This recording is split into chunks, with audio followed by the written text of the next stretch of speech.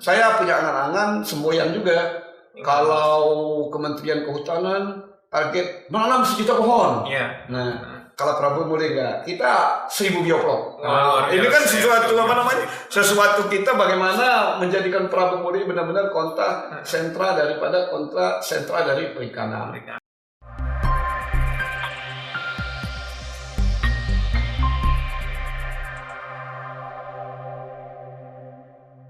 Assalamualaikum warahmatullahi wabarakatuh. Waalaikumsalam warahmatullahi wabarakatuh. Sahabat Potia TV semua, alhamdulillah kita bisa bertemu lagi di MAP Mahkamah Aquaculture Podcast untuk mengangkat tema-tema sentral seputar perikanan budidaya.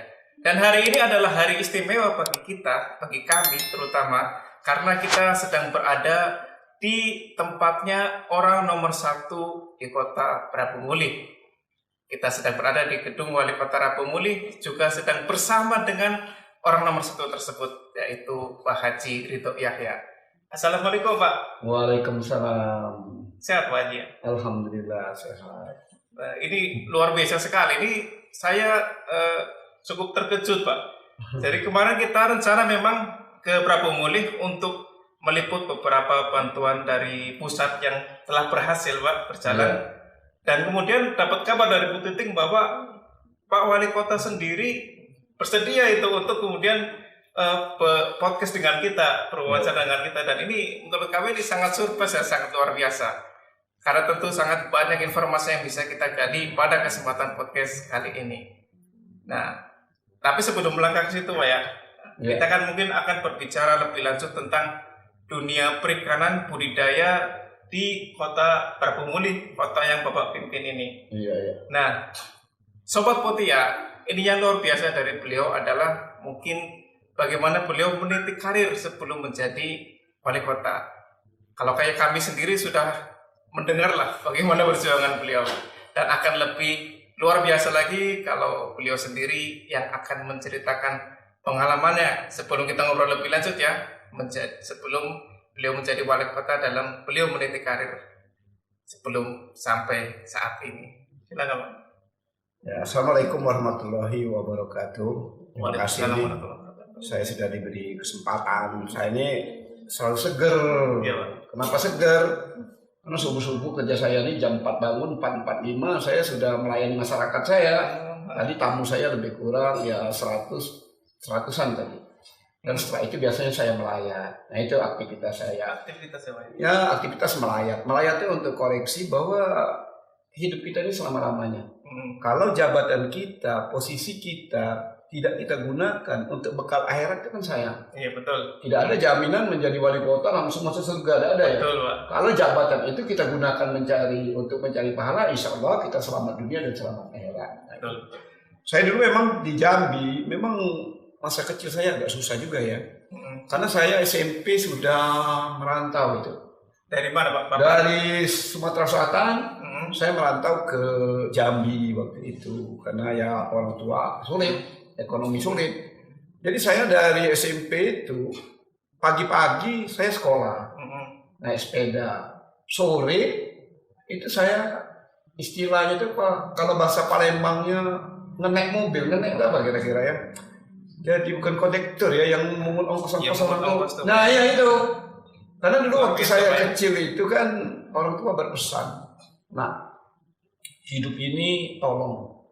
Pertama, bagaimana caranya harumkan nama Bapak, ringankan nama Bapak. Nah, berarti kan harumkan nama Bapak, ringankan Bapak. Artinya gini, kalau itu meringankan itu berarti orang tua nggak mampu ngirim ongkos loh. Oh, berarti itu banyak kisaran Pak ya? Kisaran, artinya saya harus biaya sekolah biaya sendiri. Makanya saya pagi sekolah, sore saya istilahnya ngenek mobil lah kalau gitu yang jadi yang halo sipin lah gitu. Itu nggak kebayang Pak. Nah, setelah itu saya berpikir, apalagi sih mengharumkan nama orang tua. Oh berarti orang tua itu kan berharap anaknya pinter lah. Saya belajar. Yeah. Nah akhirnya saya juga dapat beasiswa juga ke Bogor waktu itu, ke IPB Diploma 3. Ya. Pak, ini Pak sebelum melangkah ke sana Pak, mungkin sahabat Potia TV kan dulu juga ada yang alumni SMP di Jambi itu Pak. Ya. Di SMP mana itu Pak? Saya SMP 5 Jambi, SMP kemudian 5. SPMA Sekolah Pertanian. Dulu di Simpang Kawat dah, Simpang Kawat dekat A2N. Sekarang kabar informasinya dipindah ke Lubuk Ruso. Nah itu. Jadi saya lama di Jambi, jadi tahu persis. Semestinya saya ini bukan wali kota Prabu ya, lebih pasnya wali kota Jambi semestinya. Karena saya dari SMP, SMA bahkan kuliah di Unja sempat 1 tahun dulunya. Kuliah di pertanian, nah waktu itu dapat beasiswa itu. Jadi hidup saya itu memang lama di Jambi. Bahkan mungkin dulu andaikan saya tidak mengalami apa istilahnya tuh sesuatu yang menyakitkan, mungkin saya masih di Jambi sekarang. Nah ini menarik ini, boleh tahu Pak yang menyakitkan? Nah yang menyakitkan gini kan, saya dulu tuh ya namanya anak susah, tapi kan namanya normal. Iya Pak. Senang dengan cewek. Betul. Cewek kan pasti milih cowok yang kaya, Iya. ganteng. Terus masa depannya kelihatan cerah gitu. Nah, otomatis kan dia cari cowoknya yang punya mobil gitu kan, yang orang tuanya. Saya kan orang yang naik mobil, punya Oplet. Mana mau dia dengan saya? Waduh, rasanya mau bunuh diri juga waktu itu. Oh gitu Pak. Tapi saya berpikir, karena kita beriman, sudahlah saya ngalah aja lah, biar dia menolak. Akhirnya saya pulang lagi ke Sumsel. Alhamdulillah dari situ, Itu naik terus kalau saya. Dari kepala seksi, kemudian jadi kabid, kemudian jadi wakil wali kota. Artinya saya bersyukur juga. Dia nolak. Andaikan dulu dia nerima saya sekarang mungkin masih di Jambi. Tidak jadi wali kota saya. Jadi ada hikmahnya di balik sesuatu yang menyakitkan itu ada hikmahnya semua itu. Jadi Jambi itu tidak bisa saya lupakan. Bagian daripada hidup saya itu. salah satu episode penting juga Pak ya. Ya, dan sekarang informasinya ya si cewek itu yang anak orang kaya kemarin, kabarnya sudah nyupir mobil orang, mobil Puso. Nah, saya bilang kok kebalik sekarang. Gitu, Pak, ya? Nah, saya yang dulu sekolahnya susah, kok bisa alhamdulillah berhasil. Nah, itu yang saya alami di Jambi itu. Nah, karena saya susah, makanya pemimpin itu sebenarnya, kalau menurut hemat saya ya, pemimpin itu bagus dipilih dari orang-orang susah. Kalau pemimpin itu dari orang susah, otomatis programnya dipastikan banyak memikirkan orang susah. Karena dia pernah merasakan jadi susah. Contoh dulu, kenapa sih saya menerima kamu subuh-subuh misalnya? Saya kan merasakan dulu. Kita antri. Misalnya antri kita ke tempat camat. Waduh, giliran yang punya mobil duluan diterimanya. Giliran kita naik motor nanti-nanti. Pas dia mau dia sudah pergi. Waduh, benar-benar miskin itu benar-benar gak enak. Makanya saya dulu punya niat, andaikan suatu saat saya menjadi pemimpin, saya tidak mau membedakan satu sama lain. Tuhan saja tidak membedakan kaya miskin, apalagi makanya saya terima. Jadi kalau kawan-kawan datang ke rumah saya walaupun bawa mobil 3 sesuai dengan urutan. Jadi mohon maaf Pak, berarti Bapak habis subuh open house itu ya? Karena kan bos saya, masyarakat Prabu Murid, bos saya, atasan saya, pimpinan saya, karena mereka yang menjadikan saya wali kota seperti ini. Tanpa masyarakat tidak mungkin saya menjadi wali kota. Betul. Dan itu ada banyak positifnya. Saya tahu kinerja lurah, saya tahu kinerja camat. Saya melapor mereka pagi-pagi, saya tahu kinerja jalan yang rusak, saya tahu semua. Mereka melapor. Karena langsung laporan langsung. Iya. Jadi Pak Wali, tadi saya buat KTP tertunda loh Pak Wali, 2 hari. Nah, jadi langsung saya telepon, kenapa kamu menunda? Nah itu. Dan juga saya kalau ke camat lurah, kalau kamu sayang dengan saya bilang, saya ini bos saya. Kalau kamu cinta dengan saya, cintai bos saya. Kalau kamu melayani saya, layani bos saya. Siapa bos saya? Ya masyarakat Kota Prabu Murid. Layani masyarakat dengan baik. Itu yang lebih optimal. Ini luar biasa filosofinya, Pak. Ya. Dan beliau ini apa ya? Uniknya nih, ya mungkin mantannya juga nyesel juga akhirnya ini Pak. Kalau tahu seperti ini. Dan tapi bukan nyesel juga, pas ketemu juga ada kan, bukan nyesel saya kira kan. Mungkin kalau saya istri juga belum pasti saya jadi wali kota. Saya wali kota karena istri yang saya ini. Oh gitu Pak ya? Karena ibu ini, mungkin kalau istri saya bukan ibu ini belum pasti juga saya menjadi wali kota sekarang. Karena rezeki kita ini kan nggak tahu. Siapa tahu rezeki istri jadi wali kota, siapa tahu rezeki anak atau rezeki kita. Ada orang istri meninggal, copot jabatannya. Ada orang anaknya meninggal, copot. Tapi ada orang memang rezekinya dari dia. Sampai sekarang saya nggak tahu rezeki saya ini jadi wali kota siapa. Apa rezeki saya, apa rezeki istri, apa rezeki anak-anak. Nah itu. Kembali ke yang miskin tadi, makanya di sini paling banyak program miskin. Maksudnya program untuk Orang miskin paling banyak. Di samping saya layani subuh, ini orang miskin 2000 di sana tuntas. Saya buatkan rumah baru, sertifikat, pakai gas, kemudian pakai listrik gratis. Rumah orang miskin menjadi prioritas saya. Kemudian juga hitanannya saya suruh dari rumah ke rumah, kesehatannya dari rumah ke rumah, gasnya juga saya pasangkan semua. Jadi sini paling banyak program. Pemulung juga saya kasih gerobak. Kemudian juga kawan-kawan tukang becak saya kasih mesin-mesin di tengah semua. Jadi di sini paling banyak program orang susah. Makanya di sini ada kesan, misalnya kawan-kawan penyapu jalan juga dapat rumah. Yuk kita pindah Prabu apa? Di Prabu Muli itu enak loh. Penyapu jalan dapat rumah. Oh enak loh di Prabu Muli apa? Kita pemulung aja diperhatikan dapat gerobaknya. Ada jadi dampak positif dan negatif juga dengan kita memikirkan orang susah. Tapi menurut saya Tuhan aja tidak membedakan ya kayak miskin. Kenapa kita membedakan? Makanya alhamdulillah program orang miskin itu paling banyak di kota Prabu Muli. Saya sekarang sedang memikirkan rumah untuk saudara kita yang belum dapat ini tuh. Untuk penyapu jalan itu sudah dapat. Yang belum ini tukang becak belum dapat rumah. Gerobak angkong belum dapat rumah. Tukang semir sepatu belum dapat rumah. Disabilitas belum dapat rumah. Itu 150 rumah. Sampai segitu nih Pak ya, sampai detailnya. Ya. Kategori pekerjaannya pun yang memang tidak punya penghasilan benar. Saya kalau pegawai nggak terlampau saya perhatikan, karena pegawai ada gaji. Betul. Pegawai kan rata-rata bergaji 2 juta, dia angsuran 1 juta. Tapi kalau seorang pemulung, gimana hidup dia? Dari mana? Kalau nggak kita yang mikirkannya. Tapi insya Allah kalau kita mikirkan orang susah, suatu saat kita juga Allah yang akan memikirkan kita juga. Buktinya saya calon tunggal loh kemarin. Jadi lawannya siapa nih Pak? Nggak ada. Nggak ada, lawannya kota kosong berarti. Lawannya ya itu tadi, bukan hebatnya Ridhoyanya, mungkin hebatnya karena saya bersyukur tadi. Karena kata bersyukur, kalau kita bersyukur insya Allah ditambah. Bagaimana cara bersyukur? Bukan hanya bersyukur perkataan, bersyukur perbuatan. Bagaimana bersyukur perbuatan? Subuh-subuh saya layani, orang meninggal kedeketi, rumah saya tiap hari itu Pak, buka rumah itu tiap hari. Saya ada jadwal Selasa, Rabu, Kamis, Sabtu. Datang aja siapapun orang. Kalau malam tuh Pak tetap. Enggak, saya gini, setelah saya subuh-subuh kan setelah terima tamu saya melayat. Sudah melayat saya kantor. Melayat tuh berarti Pak? Meninggal, saya hafal jumlah orang meninggal. Oh itu Pak. Makanya mohon maaf ini ke pemirsa juga. Jadi gini, saya kemarin waktu awal-awal COVID, saya dianggap orang sombong. Saya bukan sombong. Saya tahu jumlah orang meninggal di kota Prabu Muli, jenis kelaminnya ada datanya, kemudian umurnya ada, alamat lengkapnya ada. Kenapa ada? Ya karena setiap orang meninggal pasti ngabari saya. Karena kenapa? Karena saya itu sering dengar ceramah. Awal ceritanya tuh. Karena kalau ceramah kan gini, kalau kita membagikan ayat-ayat Al-Quran, ayat-ayat itu dibaca orang, pahala itu pasti mengalir. Makanya tiap orang meninggal saya kirim ke Yasin 25 biji. Maksudnya setiap orang meninggal. Kemudian dengar lagi ceramah. Kalau di padang pasir itu daripada emas berlian lebih berharga aquas itik katanya. Makanya orang meninggal saya kirimkan aqua 7 kotak.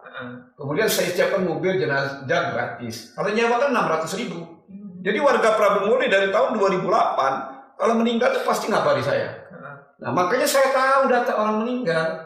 Nah perlu saya sampaikan di Prabu Muli, saya bukan sombong. Dari tahun 2008 sampai dengan Juni 2021 kemarin, itu paling banyak jumlah yang meninggal 120. Saya tidak mempersoalkan COVID meninggal apa. Menurut saya meninggal sama di mata Allah Subhanahu wa Ta'ala. Meninggal kecelakaan, meninggal pesawat terbang, meninggal demam berdarah, sama. Karena memang waktunya sudah tiba. Nah saya punya data orang meninggal itu. Nanti kalau pemirsa lihat saya kirimkan nanti data orang meninggal. Nah yang ada peningkatan hanya 1 bulan. Di Juli, bulan Juli 2021 itu dari 120 memang meningkat menjadi 175. Agustus kemarin turun lagi menjadi 150. September ini normal lagi. Nah waktu Prabu Muli viral, jumlah yang meninggal totalnya cuma 101 di kota Prabu Muli. Artinya malah nurun yang meninggal. Makanya dianggap, oh Pak Wali sombong. Mungkin sampai ke Jambi juga ya. Saya punya data, bermain dengan data. Saya bukan bermain dengan HP, bermain dengan data. Kalau zaman sosial media memang seperti itu lah Pak. Ya. Orang bisa berkata apapun itu. Saya kira siapapun kepala daerahnya kalau bermain dengan data aman, Pak. Tenang. Jadi tidak bisa dia terpengaruh oleh siapapun. Nah, memang kalau Juli kemarin ada peningkatan sedikit. Dan ini menariknya Pak, kalau kami sebagai orang perikanan Pak ya, di Prabu Muli ini kan kalau kita lihat memang banyak pemukiman ya. Ya. Kan namanya juga kota itu kan. Ya, sambil minum. Iya. Lanjut. Dan ini Pak, ada beberapa lokasi yang kita lihat di daerah Prabumuli ini potensi perikanannya itu cukup tergarap dengan baik. Iya. Nah, kita melihat bahwa Wali Kota Prabumuli Pak Haji Barito ini cukup concern juga di perikanan itu kan, di perikanan budidaya khususnya gitu kan. Jadi menurut Pak Wali ini kan, dengan adanya mengoptimalkan perikanan tersebut, apalagi di masa pandemi seperti ini, apakah itu sudah cukup ini Pak, cukup membantu kehidupan di masyarakat itu? Terus Pak Wali punya bayangan seperti apa ke depan di bidang perikanan ini? Jadi begini ya, saya ini selalu fokus programnya. Misalnya gini ya, kayak rumah kumuh, alhamdulillah tuntas. Saya pengen laporan tuh tuntas gitu kan. Tempat ibadah tuntas. Gas rumah tangga sudah 100%. Jangan-jangan rumah Pak Ipi di Jakarta, di Jambi pun belum pakai gas rumah tangga. Di sini di desa pun sudah pakai semua. Nah, ini termasuk peningkatan ekonomi masyarakat. Saya berpikir Prabumuli ini kan kota kecil, hanya lebih kurang 6 kecamatan, 35 desa dan kelurahan. Kan sangat kecil. Ini kan kota. Nah, di kota ini kan otomatis lahannya terbatas. Nah, lahan terbatas ini bagaimana sih caranya? Dengan lahan terbatas, ekonomi meningkat. Nah ini, tentunya kan ada berbagai cara. Pertama, kita berusaha bukan ekstensifikasi, artinya perluasan daripada lahan. Itu kan kalau kabupaten. Kita kan kota, mau tak mau intensifikasi. Lahan yang terbatas. Yang kedua ditambah lagi, di samping intensifikasi, kita juara nasional, juara 1 nasional hatinya PKK. Oh, apa itu Pak hatinya PKK? Hatinya PKK-nya, misalnya ini rumah ya, ini rumah. Jadi rumah ini peningkatan produktivitas ekonomi keluarga dalam lahan yang terbatas, artinya rumah ini bisa menyekolahkan anak, bisa menghidupi keluarganya. Artinya di rumah ini halamannya misalnya ada kolam, ada bioblok, di sebelah kanannya ada tanaman sayuran cabai bisa dijual. Kalau di pangkul di sini ada setek karet, di rumahnya ibunya menjahit. Sehingga dengan lahan yang terbatas ini dia bisa hidup ekonominya, bisa menyokong untuk keluarganya. Nah kita juara 1. Luar biasa. Nah makanya saya berpikir ini harus dibesarkan. Sebentar Pak. Juara 1 sesuatu nasional. Nasional. Kita juara 1 nasional hatinya PKK. Jadi maksud saya program perikanan sangat pas. Peningkatan lahan, Prabumuli lahan terbatas, intensifikasi dengan program perikanan khususnya program bioblok ini. Nah, itu. Yang ketiga, lahan kosong itu banyak dibuat orang tempat buang sampah. Nah, ini kan itu masalah juga Pak. Nah itu masalahnya. Jadi saya berpikir sekarang sambil mendata lagi bagaimana berapa sih jumlah lahan yang sering tempat buang sampah. Kan masyarakat kota kan biasanya nyari yang mudah, buang sini buang sini. Nah, akhirnya saya berpikir, oh ini harus ditingkatkan, harus segera potensi ini jangan sampai terlanjur, harus kita jadikan potensi yang bisa meningkatkan ekonomi keluarga. Nah, yang keempat, ibu-ibu kan suka ngerumpi ibu kota ini. Nah, ngerumpi kan ngobrol gini-gini kan tidak produktif kan. Nah, makanya ibu-ibu ini khususnya KWT istilahnya, kelompok wanita. Nanti kita buatkan usaha. Jadi iya Pak, betul Pak. Ada yang dapat kemarin Pak. Ya, jadi KWT ini kita buatkan usaha. Alhamdulillah Kementerian Perikanan punya program seperti itu. Jadi kita bangga dengan program perikanan bahwa dia punya program bioblok. Bioblok itu ya dengan lahan terbatas, artinya budidaya ikan ini bisa ditingkatkan lagi. Nah, saya konsekuen dalam arti kata meningkatkan. Jadi saya fokus yang saya jelaskan awal. Bagaimana fokus? Ya kita harus serius menangani ini. Jadi saya bukan hanya dari Kementerian Perikanan mengharapkan ini. Jadi seperti yang rumah itu kan dari infak pegawai, CSR, APBD 2, APBD 1 sehingga sukses. Perikanan ini demikian juga. Jadi bukan hanya dari Kementerian Perikanan, saya mulai dari dana desa dulu. Jadi tiap desa harus membuat 1 bioblok. Kemudian dari APBD saya 7. Kemudian baru saya minta di kementerian. Nah, jadi kalau ada sinkronisasi program antara masyarakatnya, pemerintah kabupaten kotanya dan pusat, saya yakin peningkatan ekonomi keluarga akan segera terjadi. Apalagi di masa pandemi ini. Ya, itu yang kita lakukan saat ini. Saya punya angan-angan semboyan juga. Kalau Kementerian Kehutanan target menanam 1 juta pohon. Nah, Kalau Prabowo mulai enggak, kita 1000 bioplok. Wah, Ini kan biasa, sesuatu ya. apa namanya? Sesuatu kita bagaimana menjadikan Prabowo mulai benar-benar kota sentra daripada kota sentra dari perikanan. Karena Prabowo mulai ini kecil, tapi orang belanjanya ke kota Prabowo mulai. Jadi di pusat impor belanja juga Pak Di ya? Prabowo mulai. Nah. Dari kabupaten tetangga juga ke sini Pak? Ke sini semua. Nah itu, jadi harapan kita suplai ikan itu bukan hanya bukan didatangkan dari luar, memang dihasilkan dari sini. Dan ada uniknya di sini bukan hanya perikanan. Gimana nih Pak? Saya kombinasikan di samping bioplok, saya kombinasikan dengan tanaman sayur dan toga, tanaman obat iya, keluarga. betul. Jadi nanti kita tidak susah lagi. Jadi halaman itu benar-benar produktif. Sangat termanfaatkan itu Pak. Benar-benar produktif. Jadi harapan saya di 2 tahun jabatan saya berakhir ini, saya pengen benar-benar tidak ada lagi lahan kosong di perkotaan yang ada di kota Prabu Muli. Andaikan itu punya orang lain, kita izin nanti. Wali kota yang izin. Nanti kalau Bapak mau mati ya silakan. Kami hanya manfaatkan lahan Bapak aja. Kalau Bapak bangunlah, nah gitu-gitu. Ini cita-cita luar biasa nih, kota 1000 bioflok ya. Ya. Pastinya kan kalau tagline-nya bisa jadi kota mandiri pangan dan mandiri protein lah istilahnya. Ya. Nah, langkah dari Pemkop sendiri Pak untuk menuju ke kota 1000 bioflok itu yang sudah dipersiapkan itu gimana itu Pak? Langkah-langkah menuju ke sana. Ya itu tadi seperti saya jelaskan tadi ke belakang, menjadikan kota 1000 kop tidak bisa, itu kan apa nama itu? Semangat kita. Artinya semangat kita dalam meningkatkan, bukan kita harap ya benar-benar 1000 bioplok kan. Tapi itu suatu semangat kita bagaimana kita mensukseskan program ini, bahwa perikanan ini benar-benar bisa meningkatkan ekonomi masyarakat. Seperti kita mulai, saya sedih juga sekarang kadang-kadang karena di Prabu Muli ini khusus desa ya. Menurut saya tidak pas juga dengan desa. Kenapa desa saya targetkan? Karena di Prabu Muli ini rata-rata desanya jalan sudah mulus semua, gas rumah tangga sudah semua, masjid-masjid pemerintah kota semua membangunnya, gas rumah tangga sudah semua, gedung serbaguna sudah semua. Jadi kan saya takut dana desa digunakan hal-hal yang negatif. Makanya kita harus satu desa itu 1 bioplok. Mungkin ke depan 1 desa 2 bioplok gitu. Nanti APBD saya akan saya tambah lagi. Kemudian insya Allah Kementerian Perikanan ya nggak mungkin tinggal diam kan. Kalau ada daerah yang benar-benar konsen, saya yakin Pak Menteri, apalagi informasinya Pak Menteri sekarang lebih suka dengan daerah-daerah yang bukan hanya mengharapkan dari pusat, tapi suka dengan daerah-daerah yang lebih memang bergeraknya dari bawah, sehingga beliau nggak banyak lagi. Karena kenapa?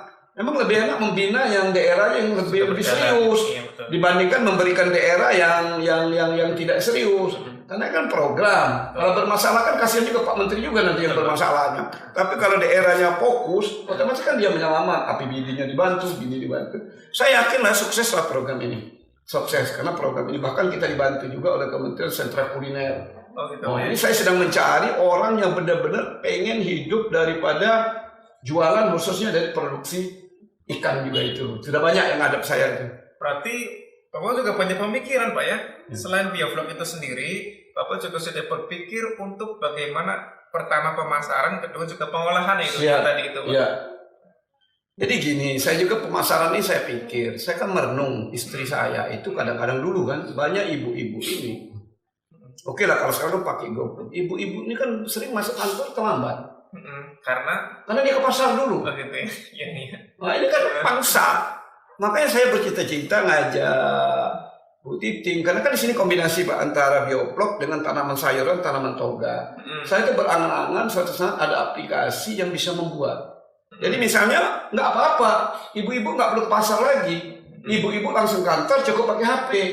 Jadi misal kelompok wanita tani A misalnya, ketek nanti ikan lele 5 kilo, sayur bayam 2 kebet, cabai ini ya. Nanti mungkin kerjasama KWT, Gojek langsung nantarkan ke rumah. Jadi si ibu kan tinggal telepon dengan pembantunya. Nanti jam sekian datang ya, ikan gini-gini, masak gulai, sayurnya sayur gini-gini. Nah ini kan otomatis harga lebih murah. Kenapa?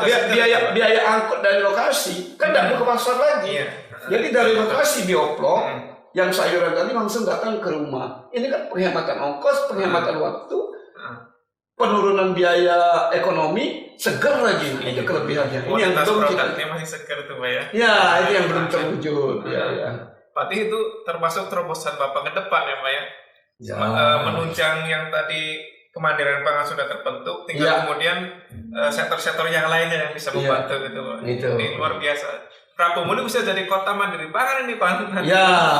Ujung ke depannya ke situ. Pasti, apalagi kalau kita kan, apalagi kalau seperti yang kita lakukan sekarang kan, seperti yang hatinya PKK kan sudah mandiri pangan. Mandiri pangan itu artinya di rumah itu sudah mandiri sendiri. Artinya sudah punya kemampuan sendiri untuk menyiapkan pangan. Oke lah, kita tidak rumah, mungkin RT itu sendiri. Di RT sendiri juga perlu menyiapkan pangannya dari RT sendiri. Nah itu kota mandiri. Mandiri kan mandiri pangan artinya suatu RT itu sudah bisa menyiapkan untuk kebutuhan daripada rumah tangga. Itu. Yakin saya bisa kok. Yakin. Ya. Luar biasa. Berarti Pak Ridho ini sudah 2 kali menjabat sebagai wali kota nih, luar biasa. Dan putaran kedua beliau adalah calon tunggal ya. Berarti ya mudah-mudahan berarti pertanda beliau ini diterima di hati rakyat juga ya. Dan ini menarik ya, cerita di awal kita mendengar perjuangan beliau ketika jadi kenet di Jambi, rupanya luar biasa pernah jadi kenet. Kondektur kenetnya rasanya. Iya. Dan ternyata wali kota pernah ditolak juga rupanya. Ditolak perempuan juga ditolak ketika menyatakan perasaannya, tapi itu dulu dan itu jadi pemicu beliau untuk menjadi lebih baik lagi. Dan ya luar biasa perjalanan karir beliau, program-program beliau terutama di bidang perikanan. Dan memang Pak, ini kolaborasi antara pemerintah pusat dengan daerah. Kalau memang kolaborasinya terjalin rapi dengan bagus ya rakyat juga yang akan merasakan kesejahteraannya. Kita terima kasih Pak atas. Mungkin ada tambahan sedikit saya Pak. Saya mungkin kedepannya berpikir juga dengan kementerian. Kan Sumsel ini kan di samping Lele itu kan kota pempek. Jadi Bapak udah kalau kota pempek saya ingin Kementerian Perikanan itu mungkin bukan hanya lele ke depannya, bahan baku untuk buat pempek ini. Misalnya gabus gitu.